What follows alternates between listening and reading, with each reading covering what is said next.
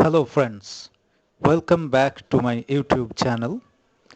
In this present session, we are going to discuss about the definition, the nature and scope of Indian English literature. At the very beginning of this discussion, we may be faced with a very basic question, and this question becomes quite paradoxical. Why paradoxical? Because of the very nature of the term itself, Indian English literature. The question is how this body of literature can simultaneously become Indian and English.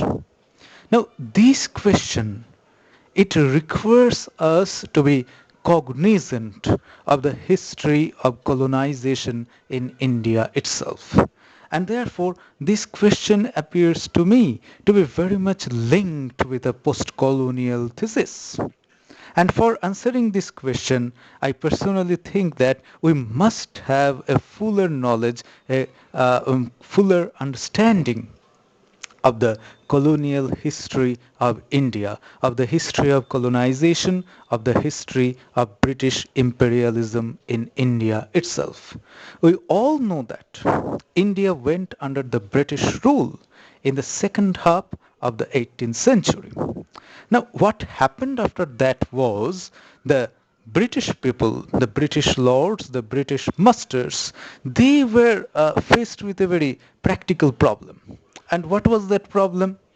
That these people, for the smooth transaction of the governmental activities, were having no Indian man or Indian person who could actually communicate with them.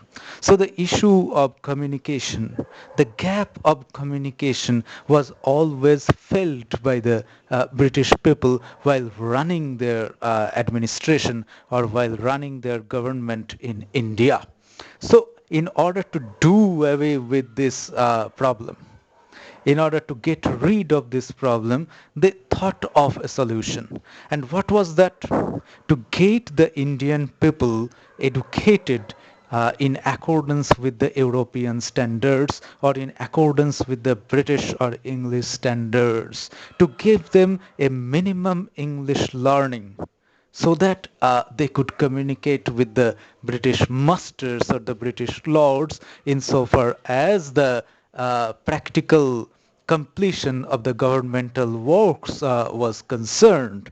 Now, with this motto, the British people, they become really concerned of spreading Western education in India. And this was very much reflected in the famous minutes of Lord Macaulay in February 1835.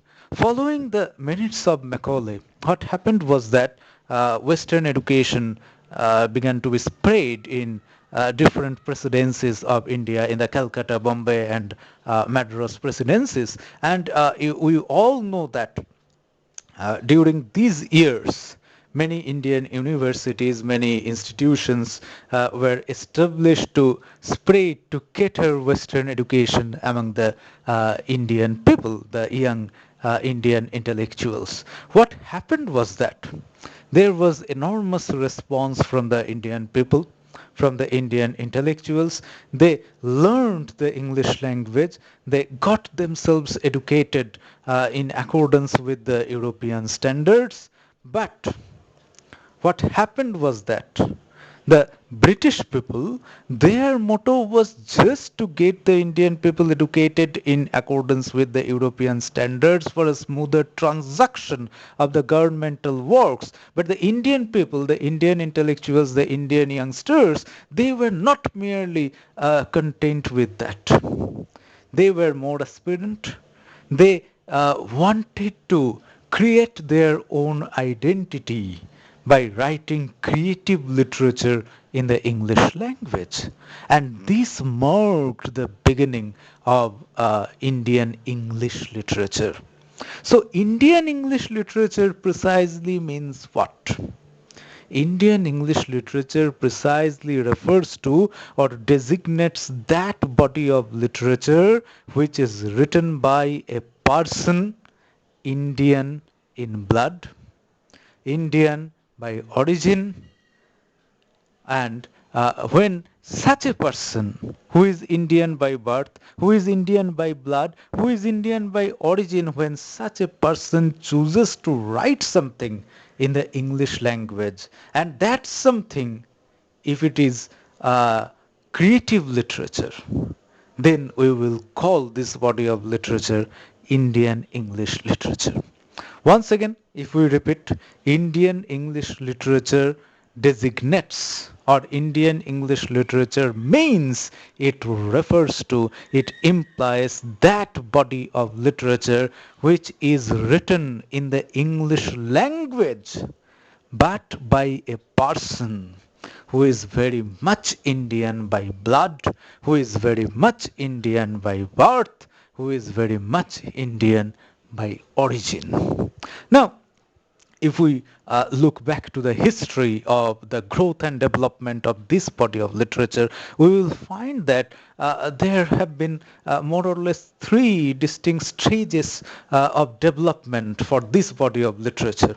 In the first stage, or in the first phase, we find the imitative writings, and in this phase we can look at poets like Henry Derozio, then Michael Madhusudan Dutt, then Kashi Prasad Ghosh. In the second phase, we get writers, Indian writers, more equipped with their language, more equipped with their creative writing, with their thoughts. And these writers include Rabindranath Tagore. And we all know that Rabindranath Tagore was the first Indian writer, to trade on the Nobel dais in the year 1913 for his Gitanjali. Now, after Rabindranath Tagore, we get writers like Sri Aurobindo, Aurobindo Ghosh, then Sarojini Naidu, uh, and these writers only paved the way for the emergence, for the coming of the great trio of Indian English fiction, Raja Rao, Mulk Rajanand, and R.K. Narayan, before and after the independence of India. So this is the second phase of development for this body of literature. And what is there in the third phase? The third phase, or the third stage, particularly refers to the stage that comes after the independence of India, comes after 1947. So this may be called the post-independence scenario, where we get a literature that is characterized by some problematic issues, the complexities of life, the questions of poverty, the issues of a feminine identity, then the questions of political turmoils, of diaspora. Now, all these things are to be found in this body of literature, which was produced after 1947, after the independence of India. So, this is the third major phase of development for this body of literature. Now, apart from all these things, let us come back to the central question: in which name to call or to designate this body of literature? I, in this present session, have been repeatedly calling it Indian English literature, but we must remember that at least four variants are available. The first one is Anglo-Indian literature, the second one Indo-Anglican literature, the third one Indian writing in English, and the fourth Indian English literature. Now, if we call it Anglo-Indian literature, we definitely think this body of literature to be something which belongs to the mainstream English literature, or which is only a part of the mainstream English literature. So here we do what? We emphasize only the English component of that, and we underrate, we underestimate, we undermine the Indian part of it.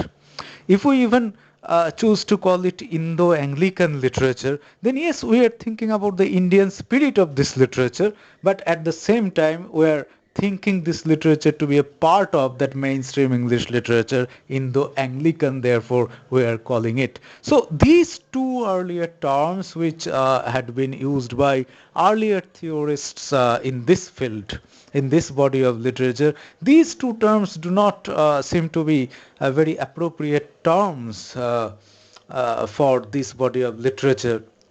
by the present thinkers, the present readers, or the present theorists in this field.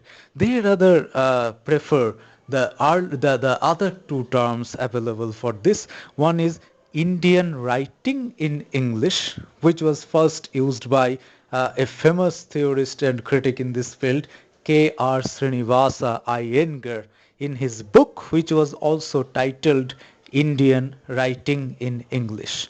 Now, this term, Indian Writing in English, yes, here we are definitely emphasizing the Indian aspect, the Indian spirit, the Indian characteristics of this body of literature. But at the same time, we are not able to get rid of an inevitable English connection, or the inevitable connection of the English language with it. We are saying Indian writing in English. Yes, this body is Indian writing, but at the same time in English. So, more or less, somehow or the other, the English language, the English aspect of this is getting once more emphasized.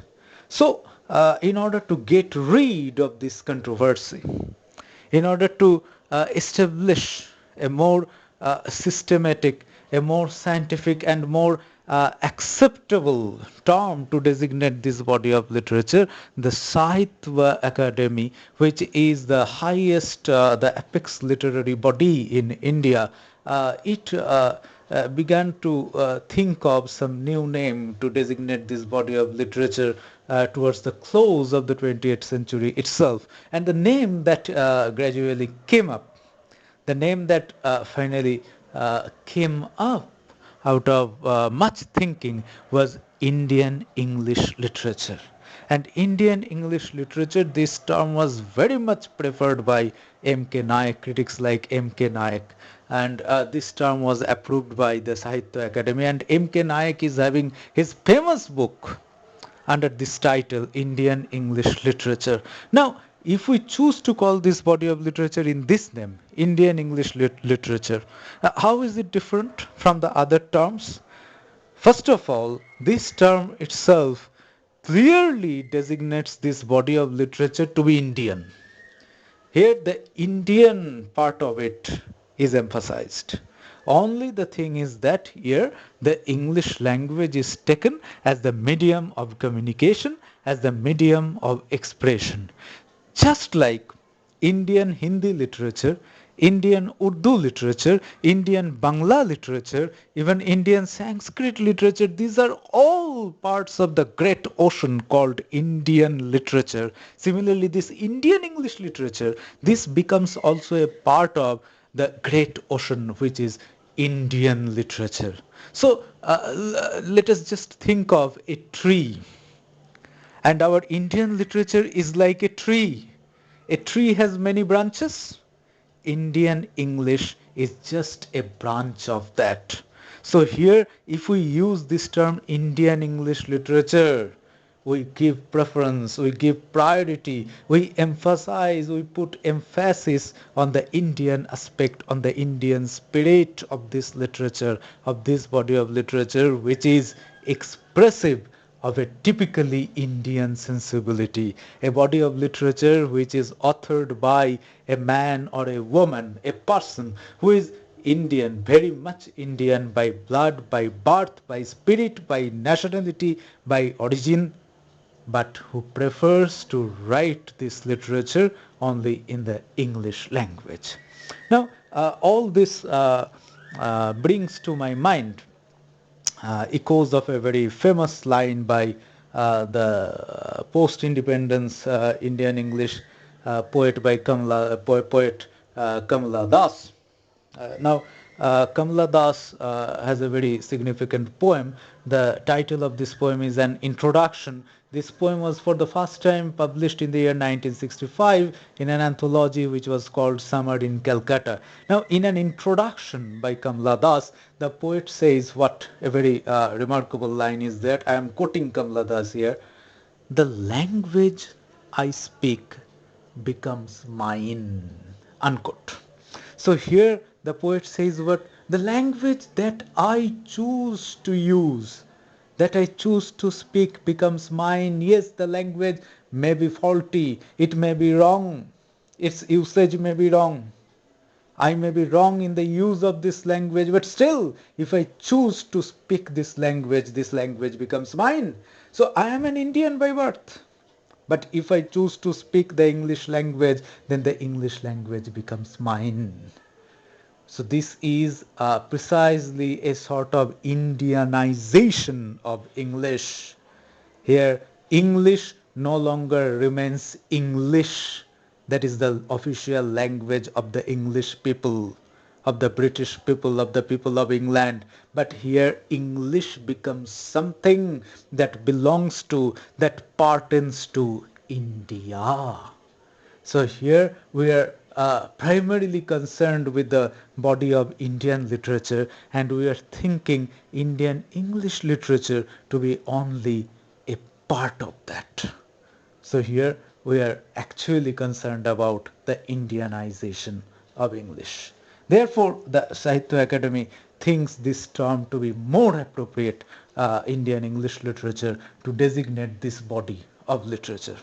So, my dear friends, this is all that I can share with you so far as the definition, the nature and scope of Indian English literature is concerned. I sincerely hope that my discussion will come to your help in understanding all these aspects related to Indian English literature. I thank you all for listening very attentively to me. Uh, Thank you all. Thank you very much.